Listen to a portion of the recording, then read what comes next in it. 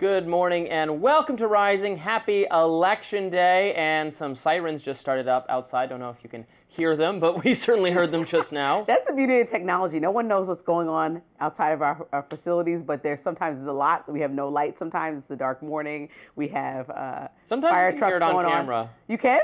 I was on Fox once a couple years ago, and they were doing renovations to the building. You know, it's the big building in New York, not this building. Okay. And I was on with Kennedy, my friend, on Fox News, and she was just like, "Oh my God," because you could just our desk was shaking. Oh, you hear that the jackhammer? Ridiculous. Well, coming up on Rising, former Vice President Dick Cheney has passed away. We will look back on his legacy and what his family members have to say. Plus, Congressman Ted Cruz and New York City mayoral candidate Andrew Cuomo are criticizing Zoran Mamdani after he received support from the UK's Jeremy Corbyn. And Democrats are slamming the Trump administration after they agreed to partially fund SNAP benefits, saying the White House should go further. But first, Robby, what's on your radar? Well, a continuation of what I had to say yesterday, Ben Shapiro is now speaking out. The conservative commentator spent his entire show yesterday on a monologue denouncing Tucker Carlson for interviewing Nick Fuentes, a self-proclaimed anti-Semite and racist who's nevertheless gaining influence among Gen Z MAGA types. Fuentes has been persona non grata on the right for a long time, but young conservatives, they disagree with older conservatives about U.S. military aid to Israel, and Fuentes' long-standing opposition to that policy is attracting younger members of the GOP, particularly males, to his way of thinking. And yeah, that is worrisome because while I too think the U.S. should be less supportive of Israel, Fuentes has a whole host of other views that are bad and insane. He thinks women fantasize about being raped, that Adolf Hitler was objectively cool, and that most black people should be put in prison. And so Shapiro is calling him out, and he's also calling out Carlson for interviewing Fuentes without fundamentally challenging him on any of his crazier statements. Let's watch. The issue here isn't that Tucker Carlson had Nick Fuentes on his show last week. He has every right to do that, of course. The issue here is that Tucker Carlson decided to normalize and fluff Nick Fuentes, and that the Heritage Foundation then decided to robustly defend that performance. Those who criticize both Tucker and Heritage aren't canceling. They are quite properly drawing a moral line. Later in his monologue, Shapiro explained that people like Tucker Carlson, who platform such ideas and then don't debate them, have no place in the conservative movement. Let's watch. And Americans are not pro-Putin, pro-Iran, pro-China, pro-Venezuela, pro-Hamas, pro-Fuentes, pro-Tate idiots like Tucker Carlson. They hate this vile garbage. If Republicans decide to cower before the likes of neo-Nazis and their propagandizers, they deserve to lose. And they will lose. Neo-Nazis and their propagandizers are not Republicans. They are not America First. They are not MAGA. They sure as hell aren't conservative. These people aren't to my right. They are not attached in any way to the fundamental principles of conservatism. Now look, I like and admire Ben Shapiro a lot. I also like Tucker Carlson, even though I disagree with him quite often. I do think he should have grilled Fuentes harder. It's fine to spend some of that interview asking Fuentes personal questions about how he arrived at his views, but at some point, if your guest is known for repeatedly claiming that Hitler was a hero, you have to call him out on that. So I agree with conservatives who are saying that fringe racists and anti-Semites should be vigorously denounced, not canceled, mind you, but debated and then defeated. That said, pro-Israel conservatives need to be honest about the reason that Fuentes is gaining ground. It's not because love for Hitler is spreading or that young people are becoming more racist and more anti-Semitic. I just don't believe that. It's because Israel's recent actions, its military campaign over the course of the last 2 years, is a major image problem for that country. Now, some people on the right, even in centrist or mainstream circles, are trying really hard to avoid this obvious fact. Our social media feeds, though, have been flooded with pictures and videos of Palestinian women and children being blown apart by Israeli bombs. So it seems obvious to me that the rise in anti-Semitism on both the right and, of course, the left, mind you, has something to do with Israel's wars being a much more central news and policy topic in the last 2 years.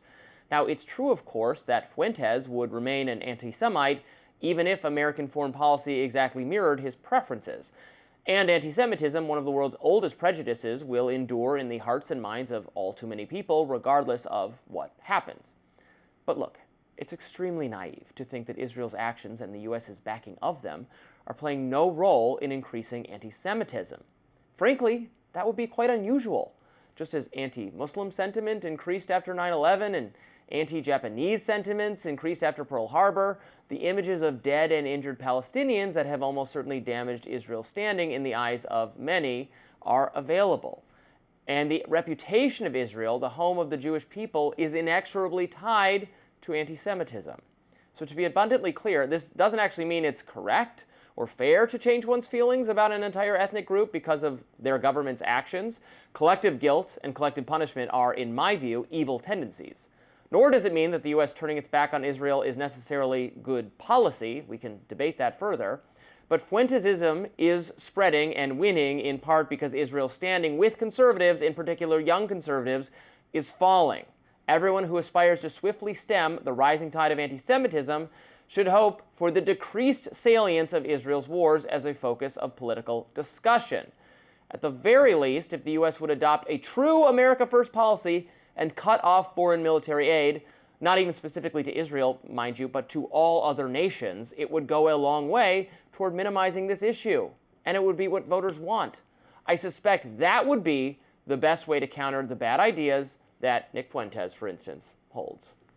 I think Ben Shapiro made a good point. I mean, just like the same way that I don't want to be attached to anybody who's on the most fringe parts of what people are describing or attaching to a party, I don't think that anybody in a party should absolve or take in those views that are just straight up wrong, right? We're talking about racism. We're talking about people that have no moral ground to stand on. So why are we even inviting them to the conversation? And I think when you talk about identity politics within MAGA, I'm looking at what just happened with the New York Young Republicans that had racist Nazi messages in their group chat. That should just be easily condemned in the same way that Fuentes should be easily condemned. They're not now invited to talk about why they're being racist. They can go learn it on their own. I don't feel like it's up to the person that understands the history of this country to always explain to somebody why, or the history of the Holocaust, to explain to somebody why they belong at the table. Once you just read a book, then you can come to the conversation and talk about Israel, because it's not the only thing that Fuentes is saying. And so by inviting him in and saying, then challenge him,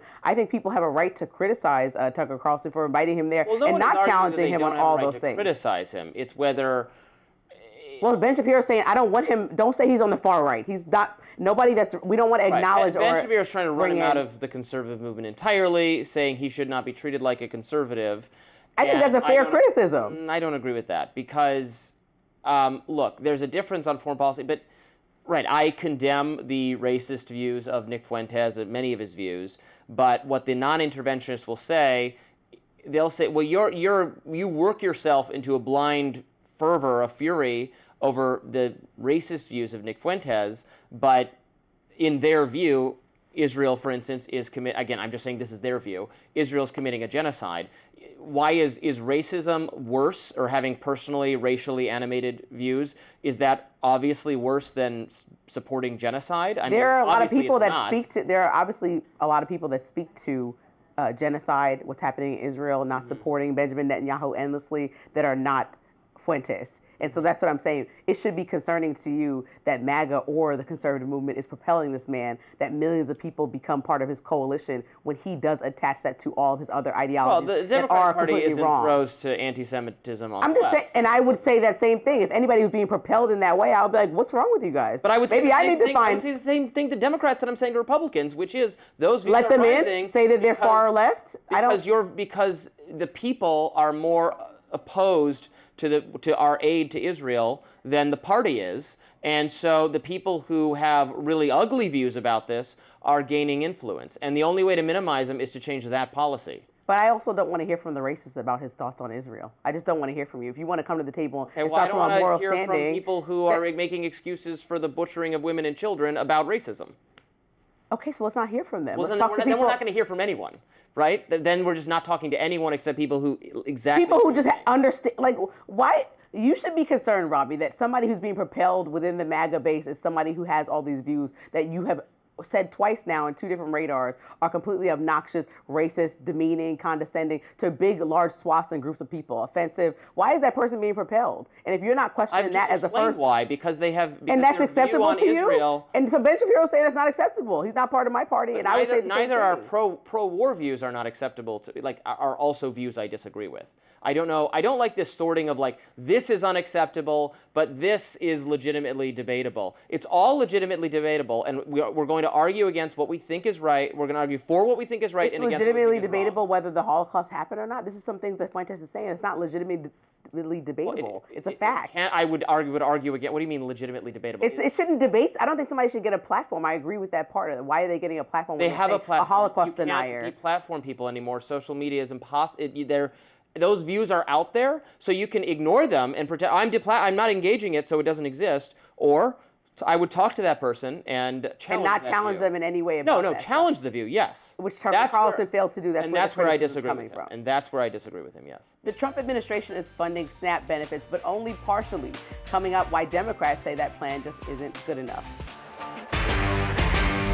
The Trump administration announced a plan on Monday to partially fund SNAP benefits amid the government shutdown. SNAP is used by more than 40 million Americans, providing them with monthly assistance to afford food. The Department of Agriculture had previously said that payments would be frozen for the month of November because it could no longer be funded. But now court filings show that the department will use more than $4.6 billion in contingency funds to keep the program going. However, recipients are still unlikely to get their full benefits for the month, according to reporting from The Hill. Quote, it is not enough to cover the full November benefits, which are expected to cost upwards of $9 billion. The judges indicated the USDA could use dollars from another funding source to fill the remaining gap for November. The new update indicates the Trump administration will not do so, calling it a, quote, unacceptable risk. The administration previously said it would not be using the contingency funds, arguing that those funds were only meant for emergencies like natural disasters, and the USDA is making a similar argument now for why it can't take funding from other sources, such as the child nutrition program that helps provide free meals to kids at school. There also could be major delays in getting these reduced benefits into the hands of Americans. Part of the court filing reads, for at least some states, USDA's understanding is that the system changes states must implement to provide the reduced benefit amounts will take anywhere from a few weeks to up to several months. Lawmakers on the left are blasting the decision, urging President Trump to fund the program fully instead of only halfway. Now, Illinois Senator Tammy Duckworth says on X, quote, as someone who grew up counting every last SNAP dollar, this is intentionally cruel. Trump has the money to provide full SNAP benefits during the Republican shutdown, and he's choosing to let families struggle. Hungry children deserve full bellies, not crumbs.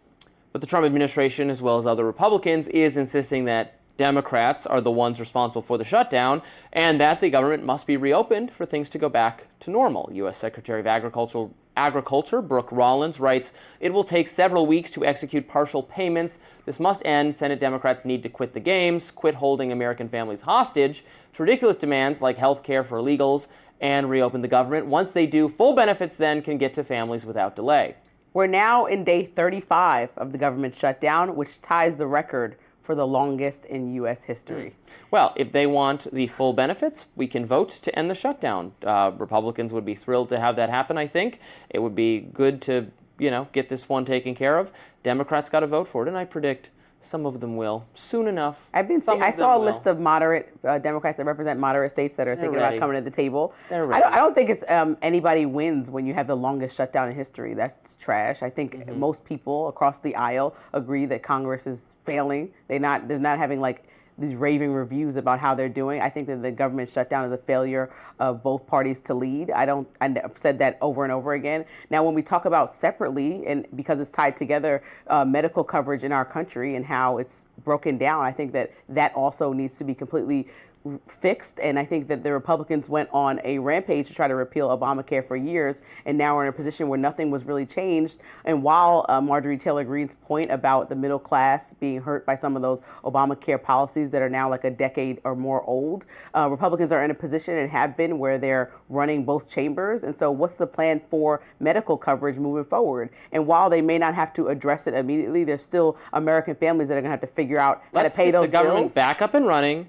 and then we'll work on fixing. But will they, though? That's the biggest question for Democrats. Is that, and like I said, I don't think that they should be shut down. There's 42 million Americans that are trying to figure out how to get paid, and it's also good to know that these SNAP benefits are not going to come. The half partial payments won't come the people get their payments on the 1st or the 5th or whatever day of the month. They're not coming that same day. They have to sort out how to do this. Retool the system to provide that is kind of vexing to me. I don't want to spend the energy to do that when we are going to reopen the government and have the SNAP benefits come back in the fullness of time. It seems silly to reconfigure the system to provide half benefit. They make it sound like that would be very difficult to do. I don't know why these things are so complicated. But it's curious to me, like, why the president would even try to hold those funds if he cares about everyday Americans, because previous administrations, including in Trump's first term, used contingency funds many times, specifically to keep SNAP running during shutdowns and during situations that happened when it was the Republicans' fault. So I think that it's important to make sure that we're protecting people when you're in the middle of an argument. If the president doesn't want to come to the table, that's fine. In my view, that the emergency funding is supposed to be for in the event of a government shutdown. I think it's supposed to be in the result. This is a debate if they can use it for this purpose. It's supposed to be a genuine disaster, but now the courts not a self-inflicted legal right, and the courts problem. are telling them that they can, and they're like, oh, we'll do half. We're not going to pull from this other fund. Mm-hmm. And while I understand that there could be an argument about it, if people are like, listen, we're here now, and the president doesn't want to come to the table, even though, like you said, it's not his job, it's Congress's job, but Mike Johnson hasn't given any real plan for medical coverage forward that will make Democrats secure enough to sign a clean CR to have that dialogue in December about health coverage, then what are we doing? Democrats it's not only one person's fault. It's an entire. Everybody hates. It was created by the Democratic Party. It's Obamacare. Yeah, I don't think it's called the Affordable Care Act, and I don't think that people only hate it. I think a lot of people who were never covered in their entire lives, were the most vulnerable of our population, became covered by this. Well, they cancel out the people who lost coverage that they were. Thousands of people got kicked off plans. There's people within the Republican Party very vocally, like Marjorie Taylor Greene, that are arguing, like Senator Josh Hawley, that are saying, okay, we're here now. People need health coverage. So you're beating a dead horse. What are we talking about? We got to figure out how to get people coverage. Like, we can't just have people walking into the emergency room randomly or never paying their hospital bills. Who's covering that bill? Still taxpayers, still us. So either way, people are going to go to the doctor and have no coverage or some coverage. Affordable Care Act helps cover those costs for people that actually can afford to have health care. It helps so they're not just walking in there. It helps disguise the costs so that the insurance companies themselves, the medical service providers, and the drug companies can charge exorbitant amounts of money that then get, because you're not paying it directly, get dispersed to us as a population, as a tax-paying base, and everything gets more expensive on average for everyone. We agree on that. We feel strongly on that. Though you're right, you do not pay yourself the cost of whatever the catastrophic thing you have, your surgery for whatever it is. You don't pay that. That's dispersed among the society, but because the price of it is so dispersed and confused, they can charge higher than they would if it was a market-based system. So that should be a top priority like for food and Republican leadership, electronics. just like it is for Democrats in Congress. They should try to figure that system out. Well, I don't think Democrats want to make a more market-based system. They want to make a more socialist-based system. They should present a plan. Where we'll have That's long what Marjorie lines, Taylor Greene's argument like Canada, where people kind of come plan. here to get actually good coverage. But no plan is not good. We can agree to that, right? There's no plan coming out of the Republicans right now. No plan. Well, I'd rather leave it alone than have a socialist system, but I'm not even sure I would. The current system's so bad. They need to come up with a plan. And the speaker is not doing enough. I will agree with that. Breaking news this morning, former Vice President Dick Cheney has passed away. We'll be right back with reactions and a look at his legacy. Stay with us.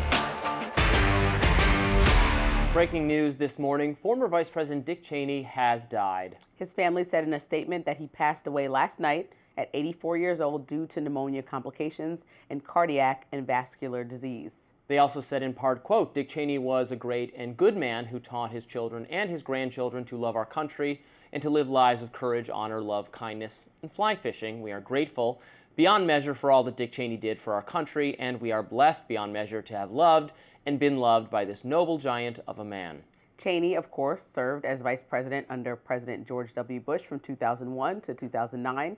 He was a leading voice in the effort to invade Iraq and supported the war on terror after the September 11 attacks. Cheney also defended the domestic response to 9/11, including the surveillance, detention, and inquisition tactics. The former vice president's career also included a stint as President George Bush's senior defense secretary.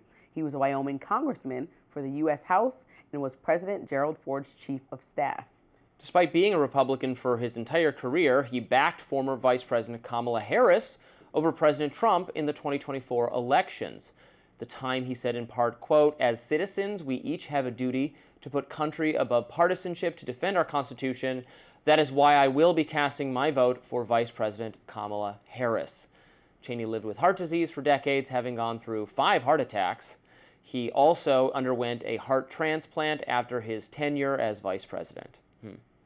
Well, a legacy that, ironically, I think at this point in time, and if you went back 20 years, and no one would have ever believed this. That was the wildest thing, yeah. But he will be someone more fondly remembered by Democrats than by Republicans, even though throughout my teenage, high school, and college years in the aughts, he was a central villain from the mainstream media, liberal, progressive, Democratic perspective for his role, his ideological role in the Iraq War.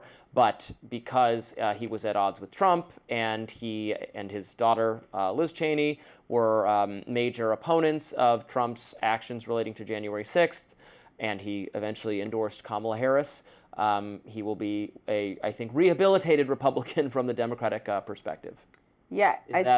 Is that about right? Well, that Kamala endorsement was surprising, but I mean, when it comes down to family, as you see, even when they put in his statement, this is somebody with a stoic face that was arguably the most powerful vice president in modern history, that then also his family mentioned that he fly fishes. Or like in 2013, he said after his heart attacks that he wakes up every morning with a smile on his face. It's somebody who, like, people almost were, and mind you, we were younger at the time when he was working with Bush, and so we probably looked at him as just like this figure that everybody made like the boogeyman almost. Not we, I can't speak for your family, but just the way that everybody talked about him, that he was so scary, but he just... Well, how liberals talked about him.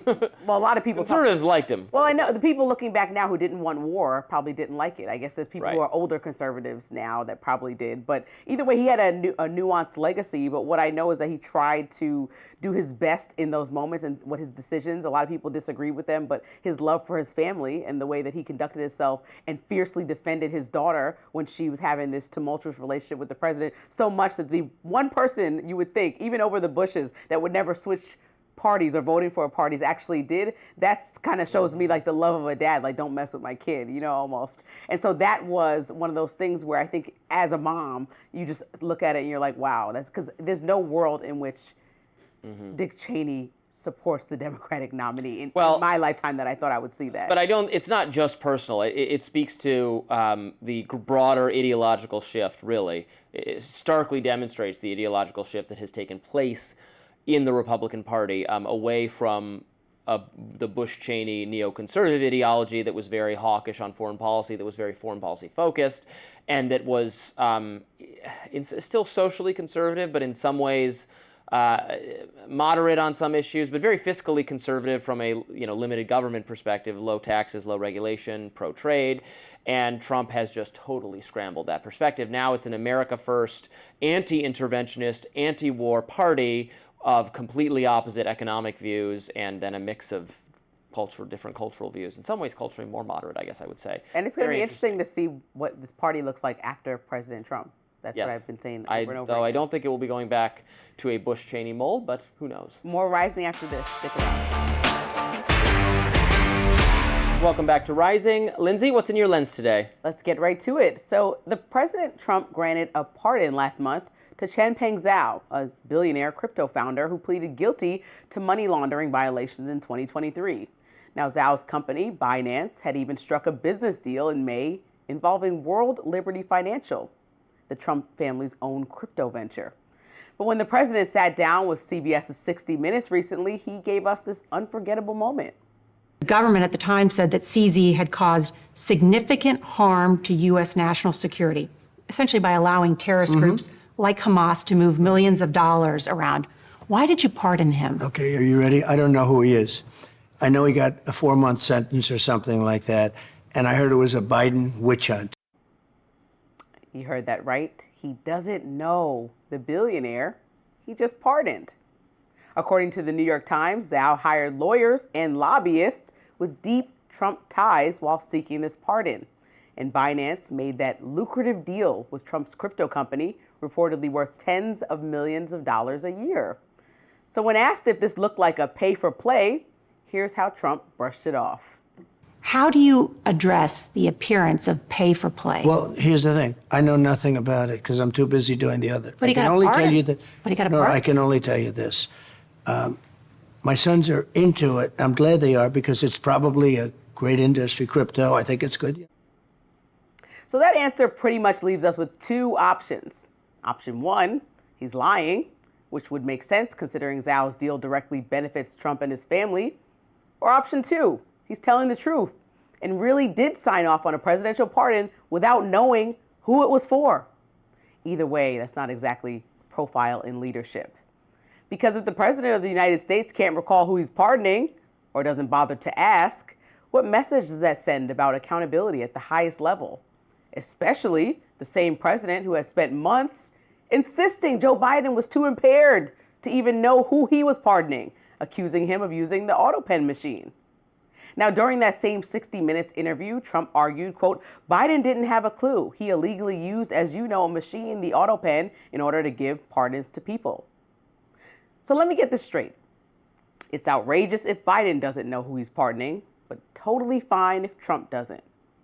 At some point, we have to stop letting I don't know double as a political strategy. Denial cannot be the default response. Well, Lindsey, though I occupy the right position on this show, I feel I am an independent-minded libertarian. I feel no obligation to defend every single thing Trump does if I don't agree with it. This is one of those times where I would not mount a defense of him not knowing who this person is that he pardoned, in the same way that I have criticized Joe Biden for not being aware of people he was pardoning, not even being aware of anything going on. I think this is similarly bad that he doesn't know. It wasn't just, I can't quite recall the circumstances, I'll get back. He's like, I don't know. My son said it was important, they're involved in this industry. This certainly raises the potential for corruption.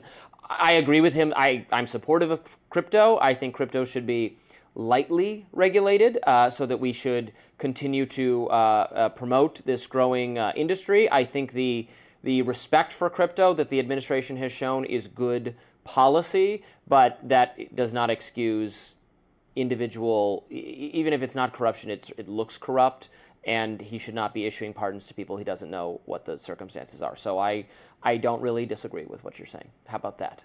I don't even have any pearls to clutch. I'm like, well, I mean, so that goes to show you when I do disagree with you, it's sincere. I don't, it's fine. But this is the thing. Not do that. So the lesser issue here would be if he didn't know, right? Right. The bigger I think issue. He doesn't know. The bigger issue, which people are leaning on. He doesn't know. He looked honest. I don't know what that look looks like, but the bigger issue would be if you are making millions of dollars off of a deal and somebody's paying for a pardon, which is what that the optics look like. So the president and his team get mad when Democrats look into stuff like this. This looks egregiously bad. Right. Somebody paid your son's company that you have nothing to do with, but you hosted a crypto dinner ball extravaganza right when you got into the White House for people who invested in your company that's kind of, by the way, your company, right, but your son's. But then you know nothing about who's investing in it or why. But then right after that investment comes a pardon for somebody that you don't know at all. So it looks like your sons are playing pay for play with your name then. Right. And that should be just wildly inappropriate. Hunter Biden was receiving hundreds of thousands of dollars a year from a Ukrainian energy company. Would I say that was wrong? Dad on the phone. No, right. To put his dad on the phone, and by Chinese influences and by all sorts of other things. And then when Joe Biden was no longer the vice president, Hunter's salary got decreased. That tells you something. And, Hunter got a pardon for any misdeeds that might have occurred in that time. And that was really bad, and so is this. Both those things are bad. Actively, by President Trump and his team saying that Biden was using the auto pen, they want to dismiss some of those pardons, including Hunter Biden's pardon. And so by doing that and having your sons, one, engage in similar behavior to Hunter, and two, you pretending or saying that you don't know who you're pardoning, you're doing both things that you are targeting directly right now in this moment President Biden for. And I know I'm not arguing with you because you said you agree already, but to anybody who defends this, make it make sense. Which one? Which one? Are you greenlighting the behavior from your kids, or are you greenlighting pardoning people without understanding who they are? I am concerned about the potential for corruption, personal enrichment, obviously that the Trump family evinces, that the Biden family evinces. And if they'll do it here, big then and powerful government. To expand the conversation, if they'll do it here, then they'll do it across the board. Like when people give you money for a ballroom, and then you do something for them that makes them operate business more appropriately. I just want to drag out this conversation so you can connect the dots for me. You want to give me some reason to fight with you. it's not, the money for the ballroom is for the American people, because it's for the White House. Trump doesn't own the White House. He will not, it's not his, when he's gone from... It makes him look good. It makes his legacy look good if he has this esteemed ballroom. In the same way that Jackie Kennedy's and so he takes beautiful restoration of the original European influences of the structure, that also made the Kennedys look good, but deservedly so, because she did a great job with it. I mean, it's just, who cares? Well, there's a conversation about private investors and what they're getting in return. What's the quid pro quo here? I think people have that conversation in mind because President Trump has shown us that where there's smoke, sometimes there's fire, and it seems to be like there's a little quid pro quo in this crypto pardoning. So people have to just ask a question. The Republicans can't get mad when people ask a question. Powerful government, when you have a giant centralized federal government with vast regulatory powers that can, with a snap of its fingers, it doesn't have fingers, but with the movement, the workings of its gears, the turning of its operations, can destroy industries or uplift specific firms. My solution to this problem is not actually to have greater accountability or wall off influencing and lobby. There's no way they're going to get around that. The more is at stake, the more determined the biggest players, the most with the most money at stake, will find ways to influence the government, no matter how robust your campaign finance laws are or whatever else it is. My solution is to make the government smaller and less powerful, so that there's less of an incentive to try to bribe it into doing what you want. If the government doesn't have much, it just has some basic rules of the road, but can award massive contracts to this industry or massive favoritism to this firm, so on and so forth, well then there will be less influencing peddling to do. That's my only solution. People don't like it, but that's what I propose. That seems like it would bring more fairness, particularly when it comes down to how the current president is handling ideology calls for. His business affairs in relation to his presidency. Now, polls are opening for Election Day, however, in New York City. Elections happening all over the place. We're excited. Up next, what people are saying about the mayoral frontrunner, Zohran Mamdani, ahead of that big decision. Stay tuned. It's Election Day in New York City and other places, and at last check, Democratic candidate Zohran Mamdani holds a commanding lead. But just days before millions of New Yorkers would go to the polls, Jeremy Corbyn, a former leader in the UK's Labour Party, took to social media to voice his support of Mamdani. Quote, "Let's get Zohran over the finish line for a New York that's affordable for all." The former British politician also hosted a phone bank alongside the New York City Democratic Socialists of America. That sparked some controversy because Corbyn is especially unliked in Britain and was even ousted from his party in 2020 due to allegations of anti-Semitism. Back then, UK government watchdog accused Corbyn and his office of breaking equality laws, though through allegedly downplaying, belittling, or outright ignoring complaints of anti-Semitism made by Jewish Labour Party members. Corbyn has denied these allegations, saying that they were, quote, overstated for political reasons. But Corbyn's recent alignment with Mamdani has brought a wave of criticism. Mamdani's opponent in the race, Andrew Cuomo, threw his punch on X, writing, quote, "Having Jeremy Corbyn, someone whose party was found to have committed unlawful acts of discrimination against Jewish people under his leadership, phone banking for Zohran Mamdani says everything you need to know. New York doesn't need politics of moral compromise. We need leadership that rejects anti-Semitism, extremism, and division in every form and in every corner." Meanwhile, Ted Cruz also weighed in, writing in his own post, "Foreign interference, a British anti-Semite supporting a New York City anti-Semite. Communists of the world, unite." Mamdani has spoken out in the past about his feelings on Israel, saying in October, quote, "I support the vision of Israel and as a Jewish and democratic state, also a responsibility to uphold international law." This is a topic that Zohran's obviously has a little point of contention with. We saw him on The View get into it, even that though people would call that like a favorable table for him to have a dialogue at, be challenged up there regarding how he makes sure that he makes Jewish people in New York, which there is a large population, comfortable and clear on his stances. So having Corbyn anywhere around him, even if those are just allegations, his party seems like they would be like, no, thank you. It has nothing to do with us. Somebody from the UK helping us out. Isn't it foreign election interference? Well, I mean, just don't even do anything. Just mind your business. I don't see why that's necessary. But also Cuomo jumping in here and talking about morals. not the time or the place, buddy. Like you're not the moral high ground in this race based on allegations that you have of your own. So I think that that's kind of a weird stance to take. Also, Cuomo last night got endorsed basically in a kind of sleight of hand endorsement from President Trump. By Trump? Yeah, he said basically you have no choice. Yeah. He said don't even vote for the Republican. That's a vote for Zohran Mamdani. You have no choice but to vote for Cuomo. Cuomo is being sold right now to New York Republicans very aggressively. They are, I know a lot of conservative people who live in New York, from conservative media. You're usually here in D.C. or you're in New York. And the friends I have there are, I will tell you, they're really on the fence. I was about to say, how do because they feel about this? Well, they want to vote for Curtis Sliwa, but they don't want, and they don't like Andrew Cuomo for all the reasons I don't like him, and many people of all ideological stripes don't like him. His COVID governance was abysmal. He covered up deaths of people that he caused. However, they do not want a socialist to win. So people I know who are of my ideological bent or are more conservative than I am are not sure what to do. They're going to make that decision in the polling booth, whether to vote for Curtis Sliwa or whether to compromise and vote for Cuomo because they don't want Mamdani to win. That's the choice that Republicans I know are weighing right now. It looks still to me very likely that Mamdani is going to win either way, but I don't know. There could be some undercounted Cuomo support because people are going to get into the polling booth and say, you know what, we can't have a socialist in charge of New York, and they're going to vote for Cuomo. Maybe. I still think he's probably going to win, but I'm hearing more of this sentiment now. To see, it's like everyone threw their whole kitchen sink at a local election, which has been so interesting to watch.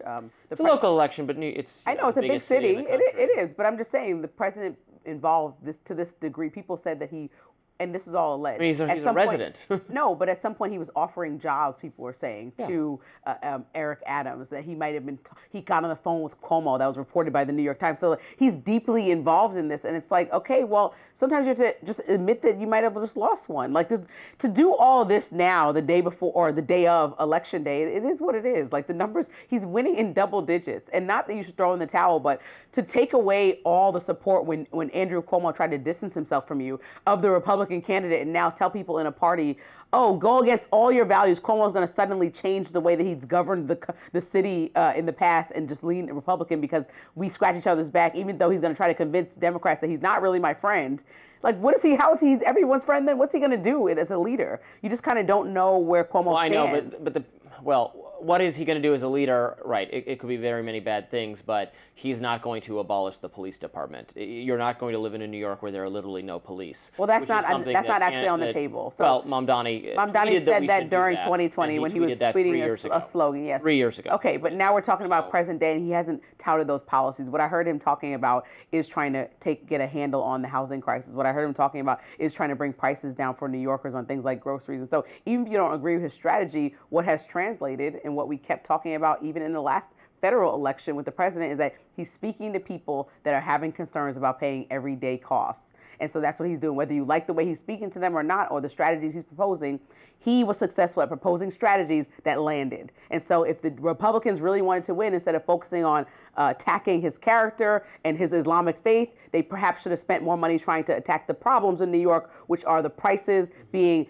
probably 10 times what it is in most rural areas around the country, because New York is always an exaggerated price on everything. And people there are suffering because inflation is still high, the economy is still not that great. So they should have focused on the real issues. The same thing and advice that Republicans gave to Democrats in the last election, instead of focusing on all these social issues and all this stuff, focus on the economy. Republicans dropped the ball here, and Cuomo dropped the ball here. Everyone was worried about attacking Mamdani. Mamdani was worried about bringing prices down, and that's the disconnect. I don't think it's correct to say that he was laser focused just on the economy. He believes in every woke thing. Maybe he's been a little quieter about all that stuff because that doesn't help you get elected anymore. It's a campaign. He had some plan to basically to tax areas of New York that are disproportionately white, to tax them more so that white people end up paying a greater share of the tax burden than they already would by being overrepresented in the upper echelons of the tax bracket, a tax bracket that he wants to increase to 52% anyway. There's nothing price combating against more big government, more government management of the economy, more confiscation of people's wealth. Again, these are ideas that have been tried for 100 years. I can have the same argument so. about the president. He was arguing that he's going to bring prices down, and there's nothing price combating about bringing tariffs up. So that's what I'm saying. It doesn't matter what he was saying on the campaign trail. Trump has gone awry is by implementing policies that are adjacent to socialism. But he's still tariffs the are point a is form that he of government. campaigned on bringing prices down. Tariffs are. Do it. I don't care what you campaign on. I care what your actual policy idea. We can all campaign on bringing prices down, but how do you purport to do that? What Trump has purported to do is to use tariffs to make things. He's used tariffs for foreign policy. The immediate result of the tariffs is that the prices of things go up when the government more centrally directs or raises the costs of goods and services, labors. It makes the cost of things go up in the economy. That's exactly what Zoran purports to do as well. So Trump So they're like has a been, similar candidate, then, is what I'm saying. That was my they have exact both point. they have both adopted left-wing strategies policies that worked by campaigning one way. I just and don't then want doing left-wing another. I don't know policies. who's going to end up in office. All I'm saying is that Zoran successfully has campaigned and spoke to the voter that wants prices down. So it's the same strategy that President Trump used, and here we are. The poll came out yesterday, the YouGov poll. 60% of people are saying the economy is not great and blaming Trump. So here we are. That's what I'm saying. We can just try it out in New York. President Trump is so stressed about him doing the same exact things that he's doing. People can try it out in New York. Why does the whole country need to be riled up about this, even though New York's the biggest city? Like, I'm going Why to people try be so out riled up about jamming this? a fork into an electrical socket. tried It's out- never worked for anyone else in any other society, but let's give it a little try. Okay, We're you want to trying do that out in New York? President Trump as Have our fun. president of our country. New York is about That's a big grab the test. fork and be like, what happens? You get We'll shocked. see it. We'll That's see what happens. We'll see. I know but what's gonna he wins, so the people speak. We have fair and free elections. He's going to win, and the people have spoken. It's not your choice, Robby. You don't live in New York. Just because Robby doesn't like it, New Yorkers must love I it. will continue not to live there. Not the biggest fan of democracy personally in all cases, and this is one of them. Coming up, former Speaker Nancy Pelosi had some pretty harsh words for President Trump. Plus, reports are circulating that she might be retiring. Stick around. Former House Speaker Nancy Pelosi had some harsh words for President Trump, to say the least. The California Congresswoman sat down with CNN for an interview and seemingly didn't hold back. She told journalist Alex Michelson that our founders did not want a king, and that's why they separated powers. Then she said this.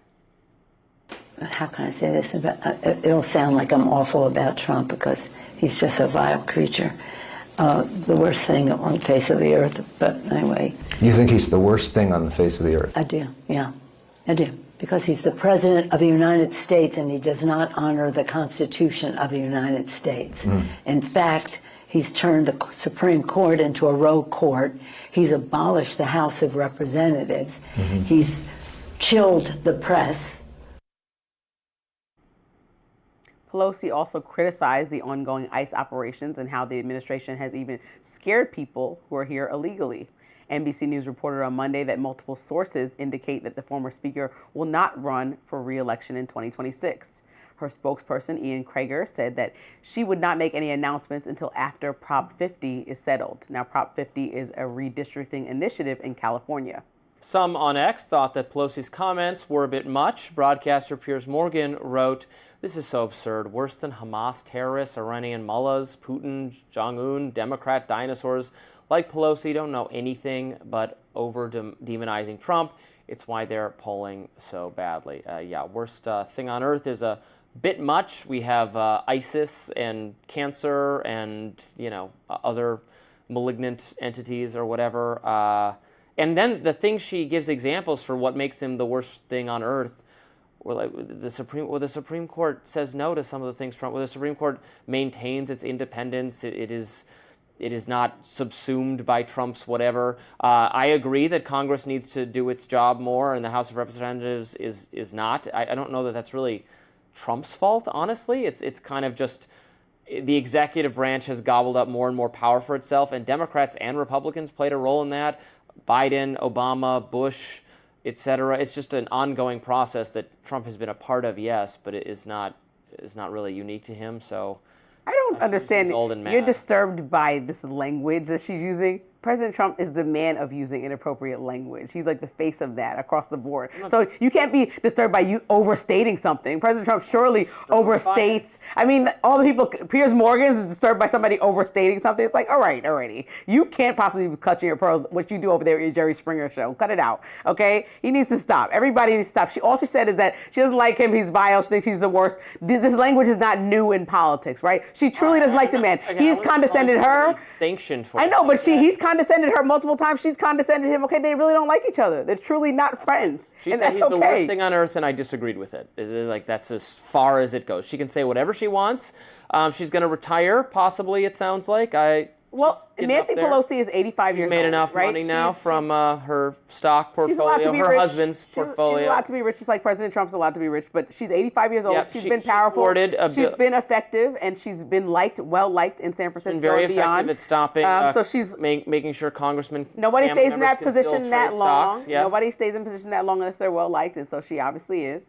So here they're very wealthy now. And so now we have Very to figure wealthy. out what the next steps are, because as you know, both parties agree that some of the older people, and 85 is a solid age that you could have retired. You could have even retired earlier. Like most people would say, anybody in their family working at 85 can go ahead and enjoy however they want to enjoy life. She still had some more she should paydays to collect. I hope I'm getting paid at 85. I'll collect all them paydays. But putting that aside, she had an illustrious career, and so she could be ready to retire. She served her country well. She's gonna go forward, and a lot of young people were hoping that she moves over so that new people can be put into the race. You feel this way too. You don't like seeing people of a certain age in politics continuing on and on and on. And with Trump as our oldest inaugurated president, I'm glad he stopped saying he's going to go for a third term, because nobody wanted to see him pushing 85 as president. We'd love to see new, fresh voices. Well, tell Steve Bannon that. So we'd like to see new, fresh voices that understand Gladly. our Put him on the phone. I'll tell him. Constitution works, and the president, I'm glad he finally got around to understand that he can't run. He can't be J.D. Vance's vice president that all along. and then move forward. Well, he shouldn't be antagonizing the American public in these ways. Now we're tone policing. He shouldn't be antagonizing. If you don't want Nancy Pelosi calling him vile, then he shouldn't be antagonizing people who are not even his enemies, saying, I'll see what I got to do. I don't know if I'm going to run again. It should be a firm no. I can't do it. He said he gave you a no. He's not going to do it. After it's done. 3 different journalists. It's done. She can get out too, and we'll have some new characters for the next season of American political life, including some characters tomorrow after the election results. But that does it for us on Rising Live for right now. Look for more YouTube exclusive content coming your way later today. Be sure to like, share, and subscribe. All of that.